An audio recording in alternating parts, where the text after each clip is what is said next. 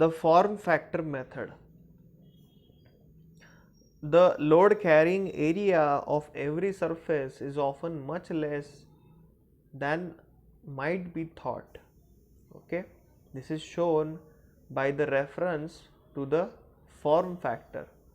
The form factor is obtained by measuring the area of material above the arbitrarily chosen baseline in the section and the area of the enveloping rectangle. Okay, we will understand this with the help of one diagram.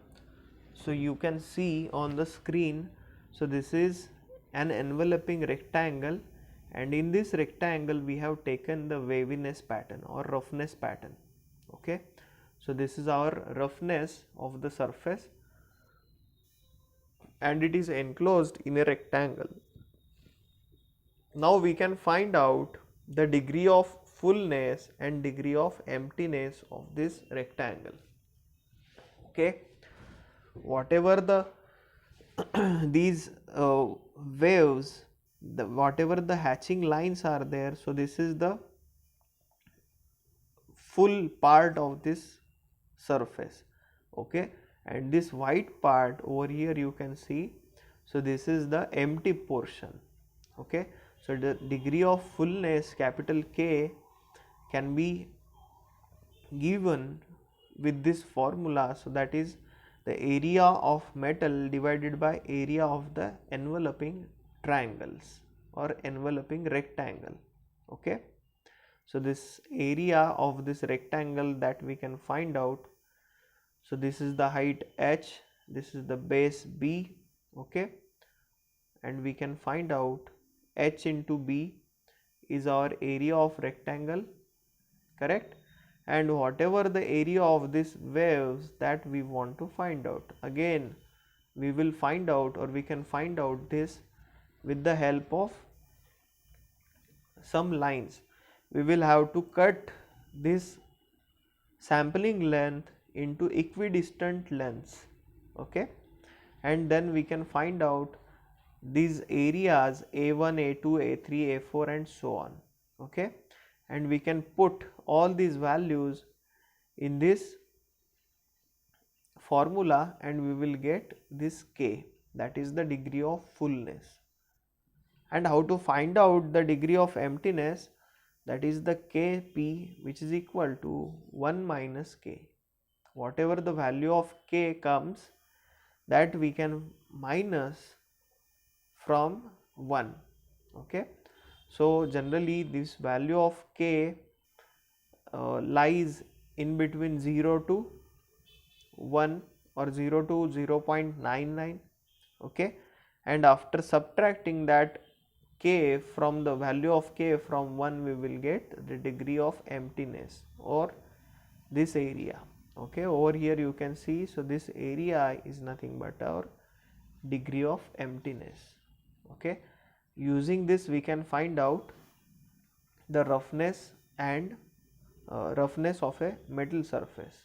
Okay, let's move towards the next method to find out the roughness of a surface. So that is the bearing curve. So bearing curve area or bearing area curve is also known as Abbott's bearing curve. This is determined by adding the lengths A, B, C, etc. at depths x, y, z, etc. below the reference line and indicates the percentage bearing area which becomes available at the crest area worn away. Okay, we will understand this with the help of this diagram. So in this diagram you can see, so this is the sampling length, so this is one part of the description and this is another part of the description. Okay, so this is the second part and this is the first part.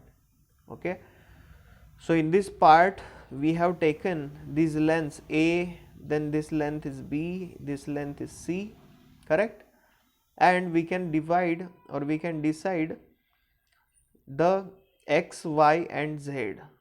Okay, we have divided this x, then the range similar, this much is equal to this much, okay.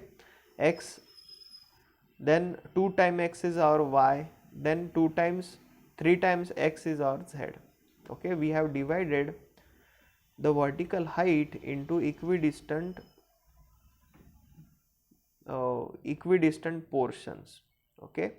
So these are the heights or reference heights from of these crests or peaks, okay, and we have taken the average of this, and we can find out the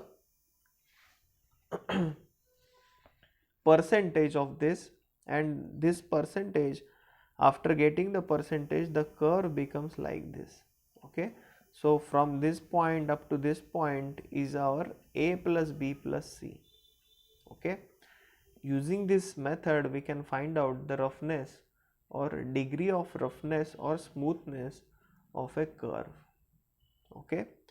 Thank you very much for watching this video. If you have any doubts, you can ask me into the comment box.